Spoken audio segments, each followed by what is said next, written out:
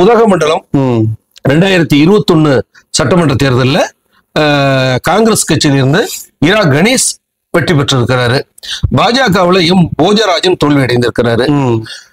திமுக 65,000 வாக்குகள் பெற்றிருக்கிறாங்க. அதிமுக 60,000 வாக்குகள் வாங்கியிருக்கிறாங்க.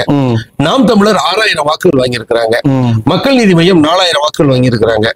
இங்கு திமுக கூடுதலாக 5,000 வாக்குகள் பெற்றிருக்கிறாங்க. 2024 மக்களவை தேர்தலில் உதகமண்டலம் சட்டமன்ற தொகுதியில திமுக 63,000 வாக்குகள் பெற்றிருக்கிறாங்க. அதிமுக 20,000 வாக்குகள், பாஜக 36,000 வாக்குகள், நாம் தமிழர் 6,000 வாக்குகள் வாங்கியிருக்கிறாங்க. அதிமுக பாஜக இணைந்து பெற்ற வாக்குகள் என்று பார்த்தோம்னா 56,000 வாக்குகள் வாங்கியிருக்கிறாங்க.